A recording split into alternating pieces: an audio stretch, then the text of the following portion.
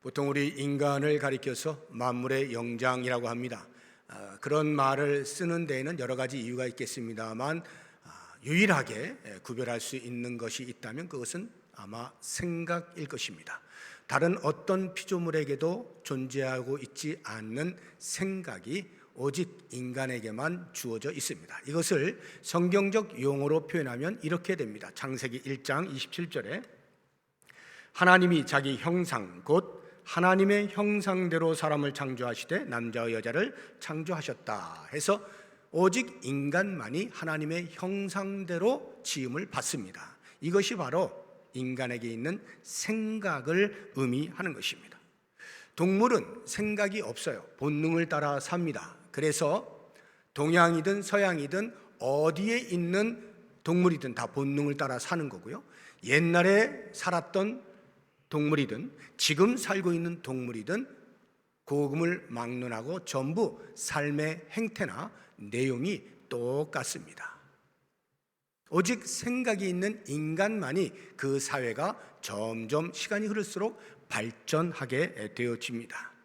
그래서 이 생각하는 인간에 대해서 잘 묘사해 놓은 많은 말들 가운데 대표적인 하나가 인간은 생각하는 갈대라고 말한 파스칼의 말입니다.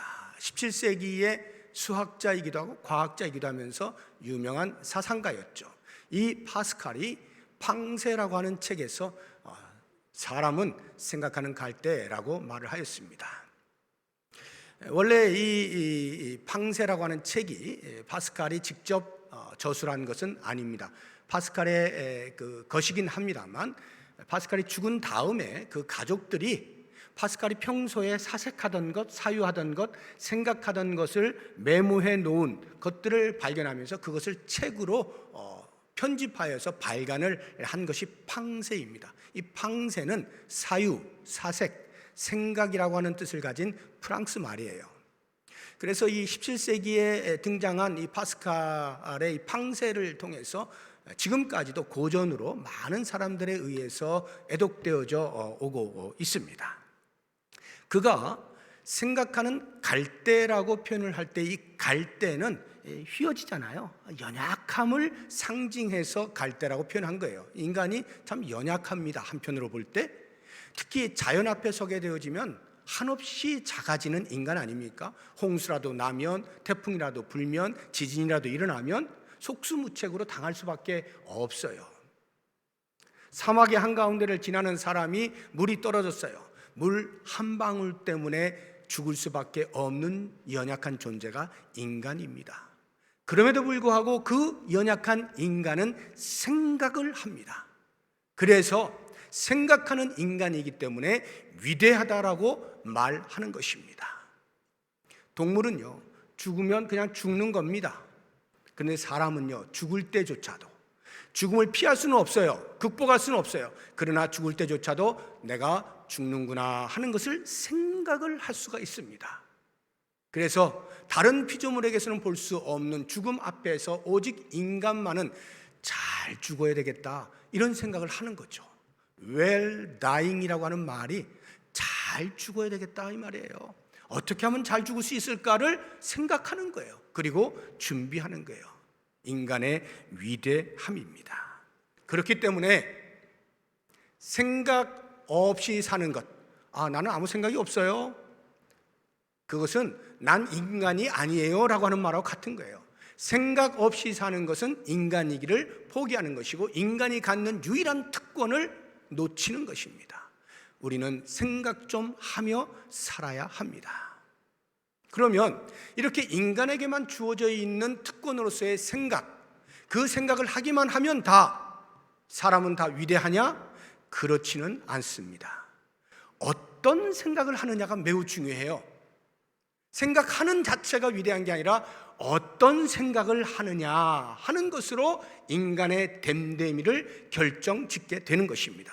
그래서 잠언을 보면 그 말씀을 잘 알게 해줍니다. 잠언 23장에 7절 말씀을 보면 대저 그 마음의 생각이 어떠하면 그 위인도 그러한즉, 생각이 그 사람을 만든다는 거죠. 그런데 그 뒤를 보면 그가 너에게 먹고 마시라 이렇게 행동으로 친절을 베풉니다. 그런데 그의 마음은 너와 함께하지 아니함이라. 생각은 달라요.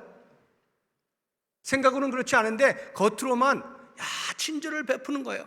그러면 어떻다는 거예요? 그 사람이 친절을 베푸니까 훌륭한 사람이다? 아니요. 그 생각이 더럽기 때문에, 생각이 악하기 때문에 나쁜 사람이다 이 말이에요. 하나님은 중심을 보시는 분이잖아요. 다 아셔요. 아무리 우리가 포장을 해도요, 하나님은 중심을 보시고 아셔요. 그리고는 말씀하시죠. 위선자야, 위선자야. 생각과 행동을 달리하는 경우 위선이라고 하나님은 판결을 내리시는 것입니다. 그래서 이렇게 위선을 떠는 행위가 아니라고 한다면, 보통 일반적으로 우리 인간은 다 생각에서 행동으로 옮겨지게 되어 있습니다. 그래서 모든 행동의 근원지가 생각이라고 보시면 됩니다. 마치 그 나무의 그 열매의 관계와 비슷해요. 포도나무이어야 포도 열매를 맺는 거예요. 엉겅퀴 나무가 포도 열매를 맺을 수 없는 거예요. 그 생각의 그 행동인 것입니다. 성경에 아주 좋은 예가 있죠. 가룟 유다를 보시게 되면 스승을 팔아먹은 아주 파렴치한 제자 아닙니까?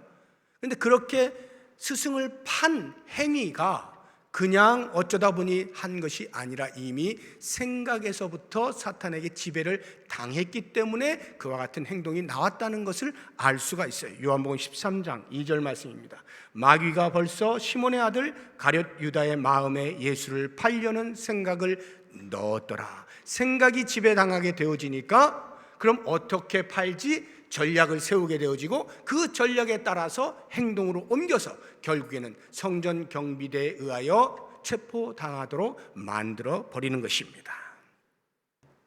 이렇게 모든 행동의 근원인 생각, 사도 바울은 그 사실을 너무도 잘 알고 있었기 때문에 예수를 믿는 사람, 하나님 나라의 백성, 새로운 피조물로서 어떻게 살아야 하느냐 하는 삶의 행태, 행동을 이야기하기 전에 먼저 그는 골로새 교회 성도들을 향해서 위의 것을 생각하라 이렇게 권면을 하는 겁니다. 2절을 보십시오. 오늘 본문, 위의 것을 생각하고 땅의 것을 생각하지 말라. 위의 것을 생각해야 하나님 나라 백성답게 행동을 하고 살게 되어 있다는 것을 잘 알고, 그 근본적인 해결책, 생각을 먼저 이야기하는 것입니다. 그런데 이 생각을 요청할 때 무작정 요청하는 게 아니에요.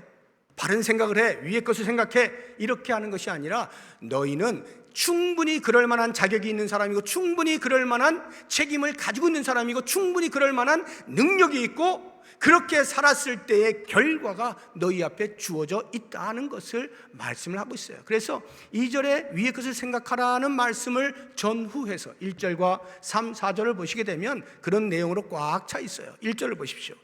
그러므로 너희가 그리스도와 함께 다시 살리심을 받았으면, 너희가 그리스도와 함께 다시 살리심을 받았다, 새로운 피조물이 되었다, 그러므로 너희는 위의 것을 생각할 책임이 있는 사람들이다. 3절 보십시오.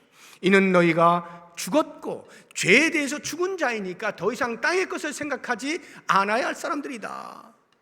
그 뒤를 보시게 되면 너희 생명이 그리스도와 함께 하나님 안에 감추어졌음이라. 우리 생명이신 그리스도께서 나타나실 그때에 너희도 그와 함께 영광 중에 나타내라. 감추어졌다.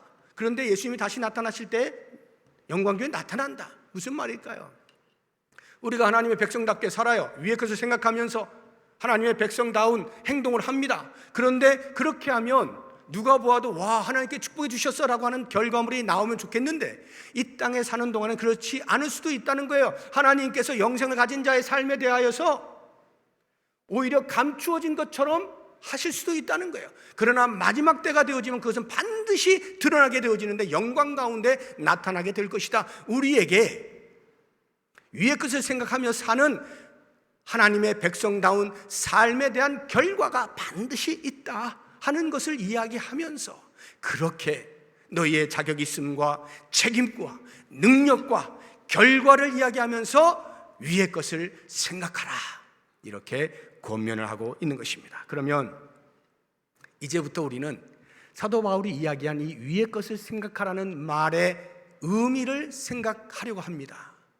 이미 제가 말씀드린 것처럼 생각하는 것, 고민하는 것, 이것은 인간만이 갖는 특권이라고 했죠. 그 특권을 지금 활용해서 우리가 같이 한번 생각을 해보려고 하는 것입니다. 위의 것을 생각하라는 말의 의미가 무엇일까? 그 말을 들으면서 자칫 오해하기 쉬운 것 두 가지를 먼저 말씀드린 다음에 바울이 이야기하는 진의를 같이 생각을 해보도록 하겠습니다. 위의 것을 생각하라, 오해될 만한 게 뭐냐면 세상과 단절하라, 이렇게 오해를 할 수가 있어요. 왜냐하면 우리는 이 땅에서 살고 있잖아요. 그러니 이 땅의 것을 생각하지 않을 수가 없죠. 이 땅의 것을 생각하지 않을 수 있는 유일한 방법이라고 하면 이 땅과 단절하는 거지. 아, 그렇구나, 단절해야 되는구나, 산속으로 들어가야 되는구나, 이것밖에는 위의 것을 생각하며 살 다른 방도가 없다라고 판단을 하는 것입니다. 그도 그럴 것이 예수님께서 제자들을 부르실 때 제자들이 어떻게 합니까? 그물 깁다가 그물을 버려두고, 자기 가족들과 함께 그물을 깁다가 그물도 버려두고 아버지도 버려두고 예수님을 따르잖아요. 젊은 부자 청년이 예수님께 나와서 어떻게 하여 영생을 얻을 수 있습니까? 물으니까 예수님께서 야, 이런 계명 지켰니? 저런 계명 지켰니? 네, 제가 어렸을 때부터 잘 지켰습니다.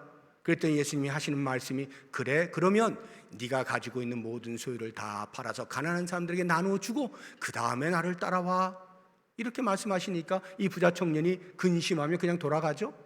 그러니까 예수님을 따른다는 것, 위에 사람으로 산다는 것은 마치 이 땅의 것을 다 버리고 이 땅의 것과 단절을 하며 살아야 되는 것처럼 여겨지는 거예요. 예수님이 제자도에 대해서 말씀을 하실 때도 마찬가지입니다. 너희가 나를 따라오길 원하느냐? 그러면 자기를 부인하고 자기 십자가를 지고 나를 따라라, 이렇게 말씀해요. 자기를 부인한다는 게 뭐예요? 세상과 단절하라는 의미 아니겠어요? 이런 말씀들을 보니까 그래, 위의 것을 생각한다는 것은 세상과 단절하는 것이구나, 깊은 심산유곡으로 들어가야 되겠다, 세상을 보고서야 이게 되겠나, 이렇게 생각을 할 수가 있다는 거예요. 그런데 예수님께서 하신 말씀 가운데는요, 예수님의 제자됨, 제자도가 항상 모든 걸 다 버리고 일상에서 떠나서 어디 산속에 들어가서 오직 주님만 바라보면서 경배하고 예배하고 찬양하고 기도하면서 그렇게 살아라는 것 아니라는 것을 우리가 눈여겨볼 필요가 있어요. 마가복음을 보시면 그 말씀을 통해서 우리가 알 수가 있는데요, 마가복음 5장 18절 19절입니다. 이것은 거라사 지방에 귀신 들려서 쇠고랑 차면서 이상한 짓 하던 사람을 예수님께서 고쳐주신 그 장면이에요. 그때에 예수께서 배에 오르실 때에 귀신 들렸던 사람이 이제 고침을 받았어요. 고침을 받고 나서 함께 있기를 간구합니다. 예수님, 어디에 가시든지 제가 주를 따라가겠습니다, 이렇게 이야기해요. 그때 예수님이 뭐라고 말씀하시느냐? 허락하지 아니하시고 그에게 이르시되 집으로 돌아가 주께서 내게 어떻게 큰 일을 행하사 너를 불쌍히 여기신 것을 내 가족에게 알려라. 일상으로 돌아가라. 그리고는 네가 본 것, 네가 경험한 것, 그것을 생생하게 증언하도록 해라, 이렇게 말씀하시는 거예요. 세상과 단절하는 것만이 답이 아니라는 거예요. 오히려 세상 속으로 깊이 들어가라는 거예요. 그 속에서 네가 경험한 것, 하나님께서 너를 위해서 행하신 것, 구원의 놀라운 역사, 이것들을 증거하며 살아라 라고 말씀을 하시는 거예요. 이것도 역시 제자라 말씀을 하시는 거죠. 그러므로 위의 것을 생각한다는 것은 세상과 단절한다는 의미가 아니라는 것을 알 수가 있어요. 또 다른 하나의 오해는, 그러면 단절하는 것이 아니라고 한다면 적어도 우선순위의 문제가 되겠구나, 위의 것을 우선하자, 이런 생각을 할 만한 것이 예수님께서 산상수훈 가운데서 말씀하신 것 중에 마태복음 6장 33절에 보면 너희는 먼저 그 나라와 그 의를 구하라, 이렇게 말씀하시잖아요. 너희는 먼저 그 나라와 그 의를 구하라, 우선순위에 있어서 그 나라와 그 의가 앞선다, 이렇게 말씀하셨으니 우선순위의 문제로구나 라고 생각을 할 수가 있습니다. 그렇지만 예수님이 여기서 말씀하시는 먼저라는 것은 시간적인 간격을 이야기하시는 것이 아니에요. 시간적으로 볼 때 A와 B가 있는데 A를 먼저 하고 그 다음 시간이 흘러서 B를 해라, 이런 의미가 아니라 여기에 먼저는 최고선이 무엇이냐, 최고 가치가 무엇이냐를 가리키는 말이에요.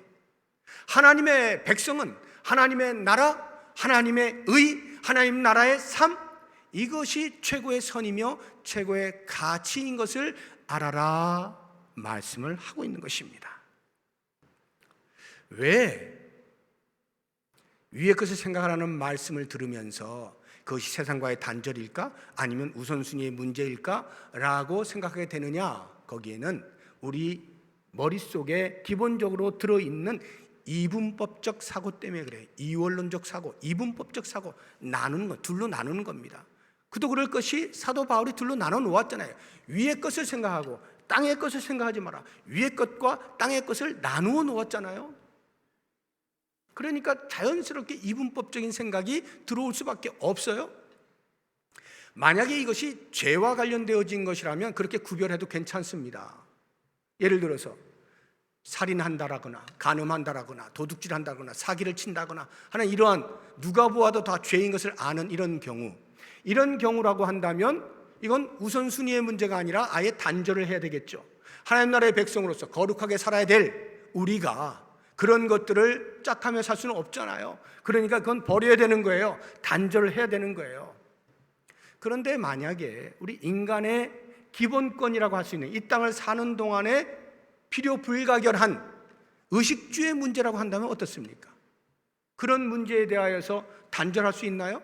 하면 안 되겠죠. 살지 못하잖아요. 그러면 우선순위의 문제로 영적인 거 먼저 하고 이 의식주의 이 땅의 것들은 나중에 할까? 그래서 영적인 게 그럼 뭘까? 위의 것이 뭘까? 땅의 것은 뭘까를 나눈단 말이죠. 목록을 나열을 하는 거예요. 예배 드리는 거, 기도하는 거, 찬송하는 거, 전도하는 거, 구제하는 거, 이런 것들은 영적인 것이고 위의 것이다. 돈 버는 거, 취미생활 하는 거, 건강 때문에 뭐 챙겨 먹고 하는 이런 것들 등등, 이런 것들은 다 땅의 것이다. 이렇게 둘로 나누어 놓고 A와 B를 두고 A를 먼저 하고 여기를 더 중요하게 많이 하고 그 다음에 시간의 여력이 나면 B를 하지 하면 우리가 성도로서 나름 고개가 끄덕거려지는 거예요. 야, 그렇구나. 참 신령한 사람은 그렇게 살겠네. 이런 생각이 들지 않습니까?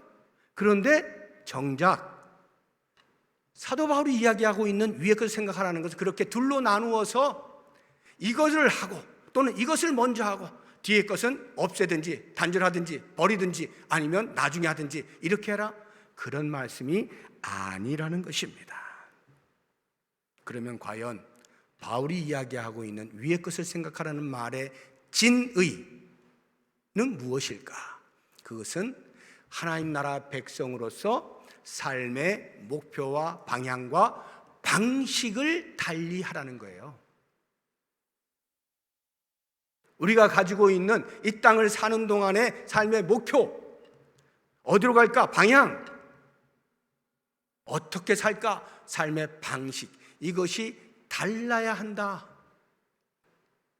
이 말이 위의 것을 생각하는 말의 진의가 되는 것입니다. 좀 더 이해를 돕기 위해서 제가 책 한 권을 소개하겠습니다.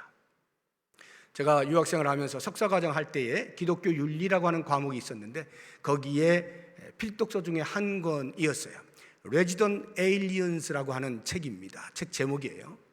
하우바스라고 하는 교수님하고 윌리몬이라고 하는 그 목사님이 같이 공저로 저술한 책인데요. 제가 그 책을 읽으면서 많은 생각을 하게 되었습니다. 깊은 통찰력이 있었고요. 그래서 교수님과도 오랜 시간 이야기하면서 그 책을 가지고 이렇게 나누었던 기억이 나는데요. 워낙 제가 이제 감명을 받아서 Resident Aliens라고 하는 말을 직역을 하자고 하면, 우리나라 말로 직역하자고 한다면 거류 외인 또는 재류 외인 뭐 이런 식으로 표현을 할 수가 있겠어요. 워낙 제가 이제 이 책을 깊이 이렇게 감동을 받았기 때문에 우리나라에 와가지고 제가 번역을 할까 이런 생각을 하다가 이차 저차 뭐 바쁜 것을 핑계로 이제 번역을 못했는데 제가 이번에 이걸 준비를 하면서 혹시 번역본이 나오지 않았을까 살펴보았더니 놀랍게도 2008년도에 한참 됐죠. 2008년도에 이미 번역이 되었더라고요. 하나님의 나그네된 백성, 이렇게 제목을 붙여서 번역이 되어 있는 것을 제가 보았어요. 이제 제가 사서 한번 한국말로 한번 읽어보려고 하는데, 하나님의 나그네된 백성, 이것은 직역한 게 아니라 완전 의역이에요. 그런데 이 의역이 아주 잘된 것이 성경에서 이렇게 표현하고 있기 때문에 그렇습니다. 우리 한번 히브리서를 보겠습니다. 11장 13절인데요. 이 사람들은 다 믿음을 따라 죽었으며 약속을 받지 못하였을 때 그것들을 멀리서 보고 환영하며 또 땅에서는 외국인과 나그네임을 증언하세요. 성도로 살아가는 그 믿음의 우리의 선조들이 자기 스스로를 외국인과 나그네로 살았다라고 이야기를 하고 있다는 말이에요. 베드로전서 2장 11절을 보겠습니다. 사랑하는 자들아, 베드로가 흩어져 있는 디아스포라 성도들에게 지금 편지하는 거예요. 사랑하는 자들아, 거류민과 나그네 같은 너희를 권하노니. 성도들을 거류민, 나그네라고 표현을 하고 있는 것입니다. 그래서 이 하나님의 나그네된 백성이라고 하는 한국말 제목은 참 잘 붙였다 하는 생각이 듭니다. 근데 이 책의 내용이 뭐냐면, 요약을 하면 세상 속에 살고 있는, 또는 세상의 문화와 함께 살고 있는 성도 또는 교회가 과연 어떻게 살아야 하겠느냐라고 하는 기독교 윤리적인 차원에서의 이야기를 담고 있는 것이 이 책입니다. 지금 제가 말씀드리고 있는 위의 것을 생각하라라고 하는 것과 매우 일맥상통하는 내용이에요. 이것을 예수님께서는 또 다른 말로 표현을 해 놓으셨어요. 그것이 세상에 있으나 세상에 속하지 않으니라고 하는 말입니다. 한번 보겠습니다. 요한복음 17장 11절 말씀. 나는 세상에 더 있지 아니하오나, 예수님께서 하나님께 지금 기도하는 내용입니다. 나는 세상에 더 있지 않습니다. 이제 곧 십자가에서 못 박혀 죽고 부활하여서 하나님께로 갑니다. 그러나 그들은 세상에 있었고, 여기 그들은 제자들을 말하는 거예요. 그들은 세상에 있습니다. 세상에 존재하며 세상에 있는 거예요. 그 다음에 16절 한번 보겠습니다. 내가 세상에 속하지 아니함 같이 그들도 세상에 속하지 아니하였습니다. 분명히 세상에 있는데 세상에 속하지 않았다는 거예요. 이것을 영어로 표현하면 세상에 있다는 것은 in the world입니다. 세상에 속하지 않았다, but not of the world. of the world. 세상에 속하지 않은 자로, 세상에 영향을 받지 않은 자로 이렇게 산다라는 표현을 예수님께서 직접 하신 거예요. 우리가 이 땅에 살고 있다고 해서 이 땅에 동화되어서 살아야 하는 것 아닙니다. 이 땅에 살고 있다고 해서 이 땅에 동화되어서 살 수도 있는 것이 아닙니다. 우리는 비록 이 땅에 살고 있지만 이 땅의 삶의 방식을 따라 사는 사람들이 아닌 것입니다. 이 땅에 살고 있지만 이 땅에서 영원히 살 것처럼, 정착하여 살 것처럼 그렇게 사는 존재가 아닙니다. 잠시 있다 가는 나그네로 사는 것입니다. 우리가 이 땅에 있기 때문에 현실의 영향을 받지 않을 수 없지만 그 현실에 대하여 비판적인 거리를 두는 사람입니다. 이 뜻이에요. 이 땅이 타락해 갈 때 그 타락함에 대하여 안타까이 여기면서 진리를 부여잡고 진리로 변화되어질 것을 추구하며 사는 존재가 이 땅에 속하지 않은 사람입니다. 이 이야기입니다. 위의 것을 생각하라는 것이 바로 그거예요. 우리가 이 땅에 있죠. 어떻게 이 땅의 것들을 모른 척 살 수가 있어요? 거부하며 살 수 있어요. 단절하며 살 수 없는 거예요. 그러나 삶의 방식에 있어서는 하나님 나라의 법인 성경을 따라서 얼마든지 살 수가 있단 말이에요. 우리가 현실적으로 한번 보시죠. 이미 말씀을 드린 것처럼 인간의 기본권인 의식주에 대해서 나 몰라라 하며 살 수가 없잖아요. 우리가 위의 것을 생각한다 해서 예배에 집중하고 의식주에 대해서는 경제활동에 대해서는 뒷전으로 물려놓는다면, 여러분 당장 지금 예배를 드릴 때 나오실 때 헌금하시잖아요. 헌금 어떻게 할 거예요? 어디서 어떻게 돈을 구해서 헌금을 하실 거냐고요. 구제하는 것이 영적인 일이고 위의 것이에요. 그래서 그걸 하기 위해서 돈이 있어야 되는데 그거 어디서 구할 거예요? 경제활동하지 않으면서 영적인 일들을 해보겠다? 말이 안 되는 겁니다. 그러면 우리가 이런 경제활동을 한다고 할 때 위에 것을 생각한다는 말의 의미가 뭘까? 그것은 경제활동 안 한다는 말이 아니라 경제활동을 할 때 이 땅의 삶의 방식으로 하지 아니하고 하나님 나라의 모습을 가지고 그렇게 산다는 말이에요. 즉 돈을 벌 때 부정직하게 수단과 방법을 가리지 않고 이 땅에서 무조건 돈을 많이 벌면 되는 것처럼 그렇게 벌지 않는다는 거예요. 비록 돈을 못 버는 한이 있더라도, 돈을 더디 버는 한이 있더라도 정직하게 벌겠다는 거예요. 이게 위의 것을 생각하는 사람의 모습이라는 것이죠. 돈을 버는 것을 목적하지 아니하고 그 돈 버는 것을 수단으로 삼아서 위의 것을 위하여 그 돈을 사용하는 것, 이것이 위의 것을 생각하는 사람의 모습이라는 거예요. 많이 돈을 모으면 그것이 권력이 되고 그것이 지위가 되고 그것이 인기가 되는 것이 이 땅의 삶의 방식 아닙니까? 그래서 어떻게든지 한 푼이라도 더 모으려고 하는 거잖아요. 어떻게든지 더 부자 되려고 하잖아요. 그래야 사람들이 얕잡아보지 못하고 부러워하고 그러잖아요. 우리는 그것을 목적하며 사는 사람들이 아니단 말이죠. 돈을 버는 것은 수단이 되는 거예요.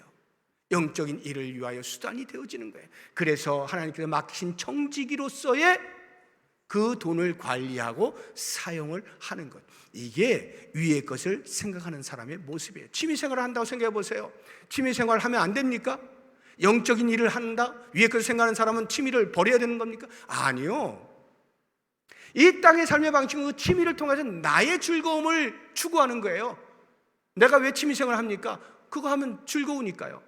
오직 나의 즐거움이 목적이에요. 그러나 하나님의 사람은, 하나님 나라의 백성은 취미생활을 해도요, 단순히 자기의 즐거움만을 목적하는 것이 아니라 그것을 통하여서 나의 건전한 신앙 인격을 형성하고 사람들과의 아름다운 교제를 통하여서 하나님께 영광을 돌리고 기쁨을 나누고 하는 이런 것들을 목적하여 취미생활을 수단으로 삼는 거예요. 건강에 대해서 생각하지 않는 사람이 어디 있어요? 예수 믿는 사람은 죽으면 천국 가니까 천국 가면 하나님과 같이 있으니까 얼마나 좋아해서 건강을 무시하는 사람 있나요? 제가 볼 땐 한 사람도 없더라고요. 전부 건강을 유의하고 신경을 써요. 그러면 이 땅의 것을 생각하고 추구하는 사람은 그 건강을 생각할 때 어떻게 하느냐? 오래 살려고 하는 거예요. 오래 살려고. 근데 위에 것을 생각하는 사람은요, 단순히 오래 살기 위하여 건강을 챙기는 게 아닙니다.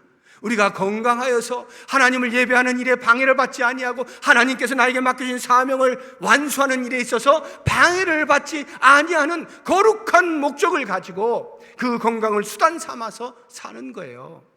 이렇게 현상적으로는 똑같을지라도 삶의 방식이 다른 거예요.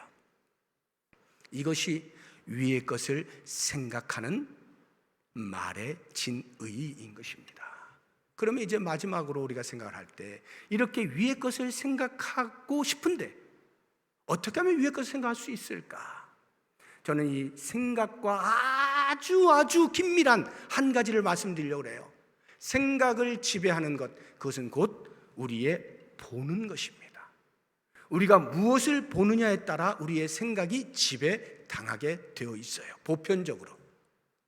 그래서 예를 들어서 어렸을 때 자녀들은 다 부모를 보고 자라지 않습니까? 그래서 부모의 행동거지 그대로 따라하고 말투 그대로 따라하고 하잖아요, 어렸을 때. 그런데 그 부모가 예를 들어서 날마다 술을 마신다, 날마다 노름을 한다, 날마다 부부싸움을 한다. 그러면 그것을 보고 자란 자녀의 머릿속에 무엇이 남을까요? 보여준 그것이 잔상으로 남는 거예요. 그 잔상들이 쌓이면 생각을 지배하게 되어 있어요. 그래서 그 아이는 생각 속에 온통 그러한 것들로 가득 차게 되어 있습니다. 물론 절대적이진 않아요. 가끔가다 그것을 오히려 반면교사 삼아서 더 훌륭한 자녀가 되는 경우도 없지는 않습니다. 그런데 그것이요, 자연적으로 되는 것이 아니에요. 그렇게 반면교사 삼아서 나는 그렇게 살지 않아야지, 더 훌륭하게 살아야지 라고 하게 되어지는 데는요, 그렇게 본 것보다 더 큰 영향을 받은 무엇이 있기 때문이에요. 저의 예를 들면, 제가 저희 부친에 대하여 그렇게 썩 좋은 잔상이 없어요. 왜냐하면 우리 아버님이 아주 정말 옛날 말로 하면 양반이신 분인데, 술만 드시면 이상하게 돼요. 술만 드시면 완전히 다른 사람이 되는 거예요. 그걸 제가 어렸을 때부터 너무 많이 보고 자랐어요. 그런데 제가 지금 술 한 방울 안 되거든요. 술 싫어요, 저는.